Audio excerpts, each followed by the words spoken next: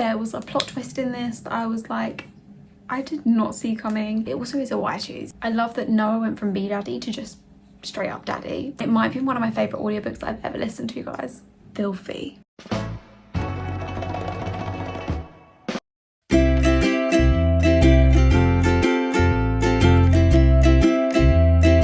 Hi guys, and welcome back to my channel. It's your girl Tia here, and we are back with another reading wrap up. Now, March was quite possibly the busiest month of my life. I had so much on, like in between work and also whilst moving house, and also a weekend away trip with book bestie Sophie, and Mother's Day, and there was just so many other bits as well, like hanging out with friends, having friends over. It was just a lot, and I really didn't get a lot of reading done, and also work was so stressful as well. So I did not do good this month. But this is based on my personal reading stats, by the way, not based on somebody else's. I also, because Goodreads have changed their thing where your like DNFs go into a thing, I won't be including DNFs, I don't think, in these wrap-ups anymore. If you guys want me to put DNF back in, let me know. Okay, so I actually read like more books than I thought. I think I did 14 by my calculations. If I've counted that up wrong, I'm just gonna pop it here. It will be in the title as well. But okay, it wasn't actually as bad as I thought. I think because I had like some audiobooks in there as well, but it didn't feel like I read it that much. Like, it didn't feel like I read a lot at all, and it felt like I was taking ages to read books. But without further ado, let's just get on and wrap up what I read. I will give you a quick rundown on what was on my March TBR and what I did read. I will say, like, I did not do well of it at all. Like I said, life was busy this month, and also I was prioritizing arcs. I am a little bit behind on arcs, not gonna lie, so I have been trying to get through those. So we had 5 books on the TBR, 6 if we include my book club book, and I only read one of those books, guys. So we had, my book club book was The Secret History by Donna Tartt. I ended up DNFing this. I really couldn't get into it. It was very wordy, if you will. That's how I took it. I also had Broken in the Dark, which I didn't get around to, and Now Back to You, didn't get around to. Taming 7, which I didn't get around to, but I am about to start. So hopefully in April, obviously I will get around to that. And obviously I've got Sophie's reads as well. The Reaper, which I didn't get around to. Obviously I'm trying to prioritise series, and it just wasn't happening. And Scarlet and the Fake Boyfriend, which I did get around to, and it was actually my first read of March. I ended up rating it a 4-star. Honestly, the book had me in a chokehold. Like, I could not put it down. I read the first book as an arc last summer, I believe, like in last May, I want to say, and I really enjoyed it.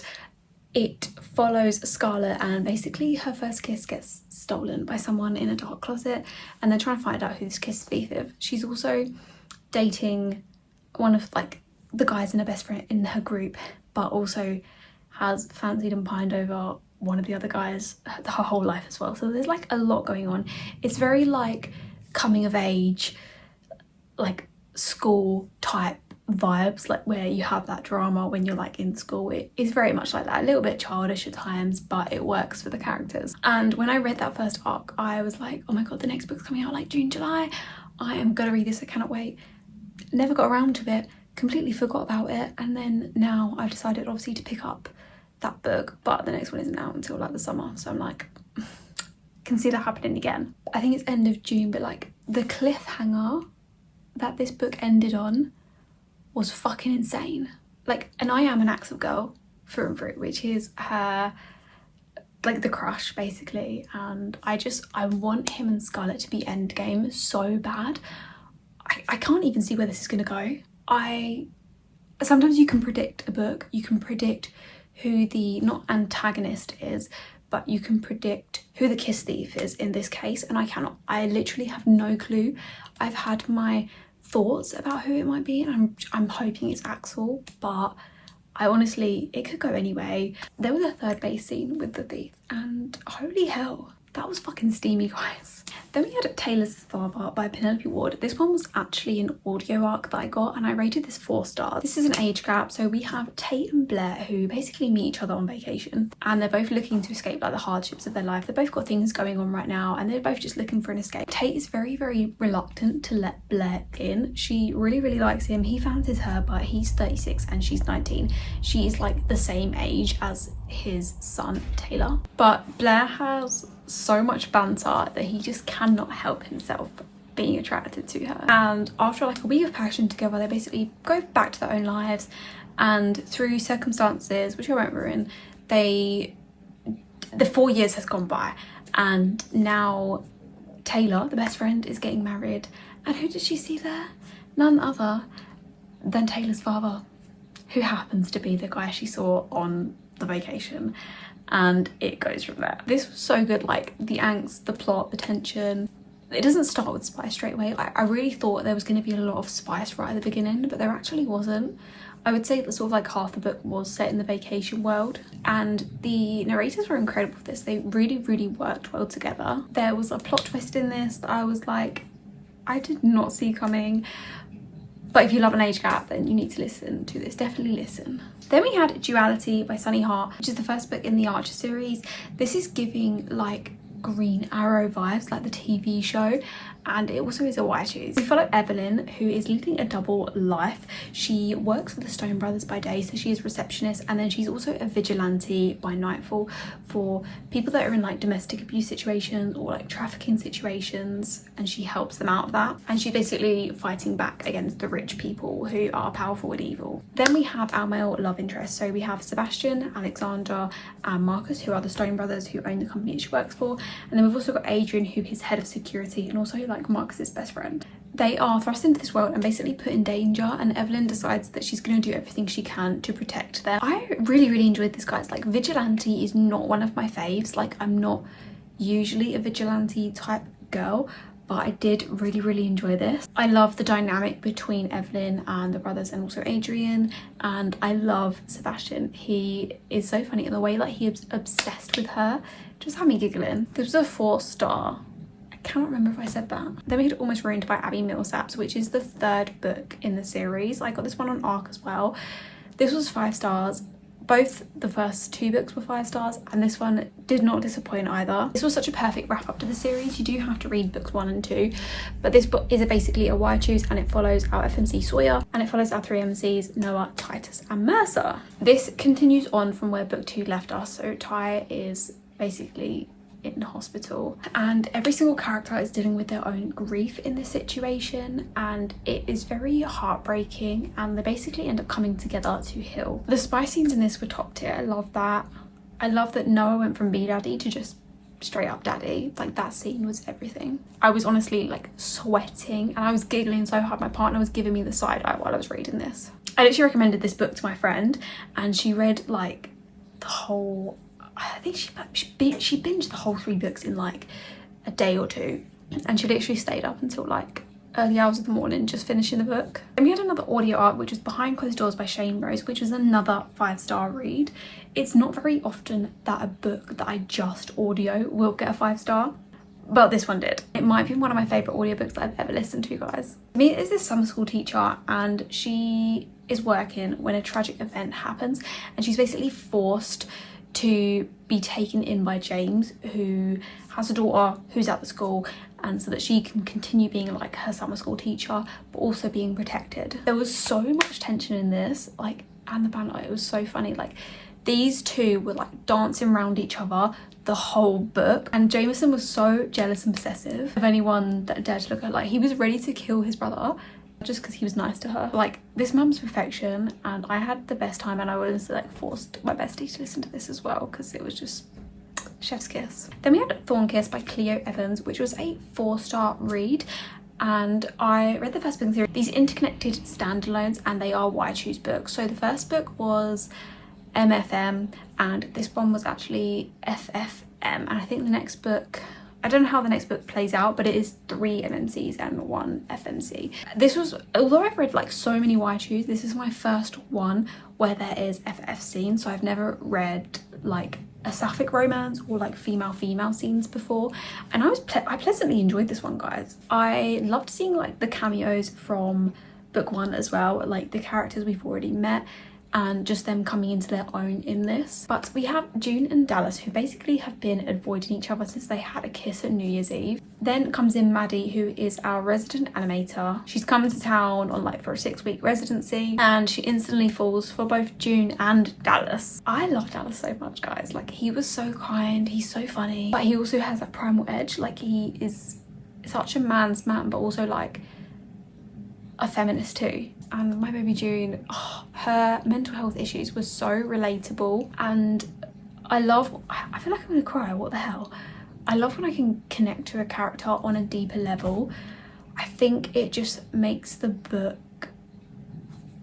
just has so much more. And yeah, let's move on from that. But the spy scenes were delicious, and I cannot wait for the next book, because we have Austin and Evie and what I assume is Dr. Jacob, and I don't know who the fourth character is, but I'm excited to see Austin's point of view on the whole thing, because he seems like he's obviously quite a workaholic.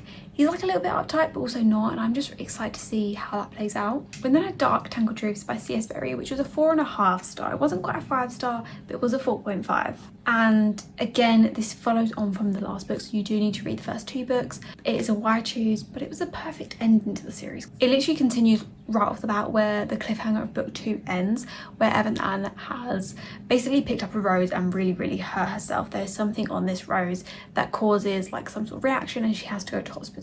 And we also continue the plot line of trying to find out who her stalker is. And honestly, like, throughout that whole thing, it could have been anyone. Like, everyone has some sort of motive, and the timeline could also add up for like it to be anyone as well. And I liked the alone time we got with Evan Ann and Hawk and Cam, because we're so used to her being with Damon for a lot. In saying that, Damon is still my favourite. I just love the protectiveness and the love that he has for Evan, and his character growth has been the biggest, I think, of the whole series from where we started when we met him. Then we had Dear Stetson, I Want You by Indy Valentine. This was a 5 star, guys. This book, oh my god, this book had me in a chokehold, and if you take away one book from this reading wrap up, it needs to be this one if you love an age gap. I just feel like every book that Indy writes is gonna be a 5 star. I read Collie by her and it was just an automatic 5 star. I loved it so much, and I'm just obsessed with the MMCs and FMCs that she writes, and I also love an age gap, so obviously I did love this. But both Collie and also Cub are very independent women. They each hold their own, and I love that. It's not something you see a lot of in books.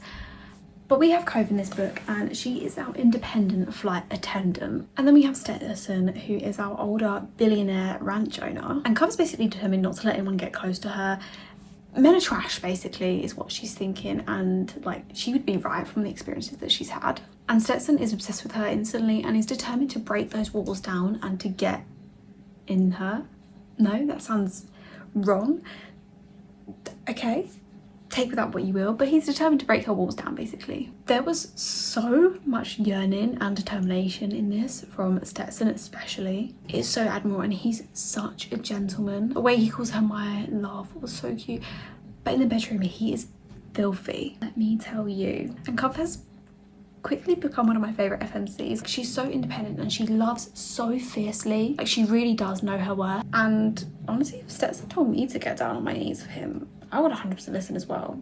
This also has a taboo element because it is Dad's best friend, but in that you find out very early on in the book that Cove does not speak to her dad. Then we have Hate by Anastasia White. This one was a 3 star.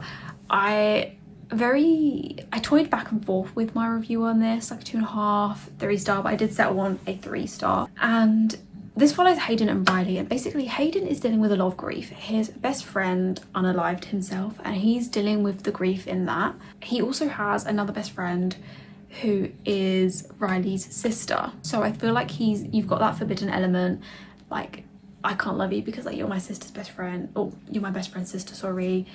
It's like a lot there. And Riley's basically been asked by her sister to come and check on Hayden from time to time. He's clearly struggling with the death of his best friend and bandmate, and it's hard because Riley has always loved him. and because it ends up being a disaster in her apartment, she's not forced to live with him, but it's the only option, and she has to sort of stay with him for a while in his apartment. And one thing leads to another. She ends up being pregnant, which is like a plot line of the story, and Hayden really has to like step up to be there for her. I did enjoy this, and I did like the cute moments, but it wasn't my favourite of Anastasia's. I have read a couple of books from her before. I enjoyed delving into the grief side of things because it's not a topic that you see often at all. Like, I really don't think I've seen a lot of it in books I've read. I did find Hayden giving me whiplash though. Like, 1 minute he's yearning for Riley, and then the next he's grinding up on some other girl, and it was like very confusing. Riley also felt very young in this, like she felt very childish almost, and that was giving me like the ick a little bit. She really didn't feel like her age. Then we had Dichotomy. I really hope I said that right, or Dichotomy, I'm not sure how you say that, by Sunny Hart, which is the second book in the Archer series. This was a 4-star, and I think I actually enjoyed this more than book 1. And it basically follows on from where book 1 ended. So Evelyn has just been kidnapped, and the MMC's obviously try to find her, and we've got this new player on the board called Kingfisher, and they must find out who it is and also protect themselves, not only themselves but their families really. If you love like an FMC who is badass and can really hold her own, you will love Evelyn. And we do get some individual spicy scenes with her men, which I really enjoyed. We also got a scene where Adrian was basically telling Marcus what to do to her, and I think that might have been my favourite scene of the whole book. I do have a theory that a 5th MMC will join the dynamic in book 3. But obviously we will see, because like I could be wrong, it could just be the way that that's being portrayed. I'd also want a little book, maybe even a novella of Grace and Danny, because I love the dynamic. Danny is Evelyn's cousin, and Grace is someone that obviously works with them as well in the vigilante world, and there's something going on between them. Not really sure why, but we're getting like snippets of them, and I want to see a little bit more. Then we had a novella, Gracie Gets Lucky by Lexi Davis. This was a 3-star. I really enjoyed this. It was a cute St. Paddy's Day novella. Gracie's been recently dumped by her boyfriend and decides on St. Patrick's Day she's gonna find a one-night stand to be with. And the only problem is Beck, who is her long-time best friend, who has longed over her forever. Like, he's her comfort, her safe space, and he obviously does not want her to do that. This was really enjoyable. Like, I really liked this. I thought Beck was so cute, but it did switch up. Like, there was a crotch scene basically where he is talking to her, and then all of a sudden he just grabs her hand and puts it on his crotch, and I can't remember what he says, but it was very, very out of character from what we had seen, and also the flashbacks we had got for them as well. It just felt very out of character, and it didn't feel like him. But I was giggling like a mad woman at that bit because it was quite funny, but it just very out of character, so it felt weird. Then we had Unveil by Greer Rivers. This was a 4-star, guys. I did audiobook this one. Corvin King is the MMC, and anything Corvin King reads, narrates, speaks, I'm gonna listen to it. And if you love a man that yearns, when I tell you yearns, Orion is definitely your go-to. We have Luna, who's been promised to one of the Fury boys when she turns 22, so basically like a pact of like, I think it's like a mafia-esque type thing, and Orion is basically the son that's promised to her, and he's waited his whole life for her, and he obviously has to wait till she's 22 to claim her, but he has to claim her soon because there's like another person on the scene. There's like this other family, like an enemy family, that are trying to get hold of them and destroy them basically. I love the FMC's like narrator's voice in this too. I feel like a female narrator is always hit and miss for me. I can either love it or I can hate it, but I loved this one, and I love like the southern twang she had. And I will say, guys, this is almost like a Swan Lake retelling. So we've like Luna is our ballerina, and if you love a man that waits his whole life for her in that department, Orion is your guy. We then had Bad Bunny by Lexi Davis, another novella. This was an E-star novella. This was only 2 stars, and I don't know if that's being generous giving it that. It just wasn't for me. Like, I love Lexi Davis's novellas, and this one just didn't hit for me. We have Nora, who brings in a rabbit into her classroom to, I suppose, like teach the kids with, like use it for the kids as like their pet. And one afternoon she's left alone in the classroom, and basically the rabbit bites her, and then when she turns around, it's not a rabbit anymore, it's a full-grown man, and he claims he's being hunted and that he needs her help to find these weapons to defeat his uncle. He also says that they're mated, and Nora's like, what the fuck? And Soren's like, is what it is, and she doesn't know like if he's telling the truth or if she needs to help him. She's not really sure. She's just kind of figured that out. This started off really, really strong. Like, I was really, really intrigued And then like halfway I just found myself really struggling to pick it up, and I just got a bit bored, and it just felt, I don't know, it felt a bit weird. But I did like the ending we got, and the ending was like a lot deeper than face value. And I do usually enjoy Alexi's novellas, so I will be continuing to read them, but this one was just missed for me. And then finally our last one, which is an audiobook again, which was a 3-star. It was a cute one, A Whisper of Secrets and Ashes by Jada McCrary. This is a fae, like romantasy type thing. So a wicked curse has been spread all over the kingdom. Phelan is a healer, and she's trying to help everyone. And she basically speaks with a fae god who directs her to this other male called Drathus, and he's believed to help her find the cure. So they go on this little quest, and it was a cute novella. It definitely sets up for like the rest of the series, and there is some slight tension there. I could definitely see building for future books. I don't know if it's going to be one that I'm going to continue. I found myself like, it was cute, it was nice, but I wasn't dived in and invested in the story. And that is it, guys. That is all the books that I read in the month of March. I'm hoping April is going to be a lot better month, and we will see. I'm hoping I can get through at least half of Sophie's TBR that she's picked for me, but again, we will see. But thank you guys so much for watching. Have you read any of these books? Did you like any of these books that I didn't like? Because I always love hearing like differences of what people think and stuff. So please let me know. And I'll see you guys in the next one.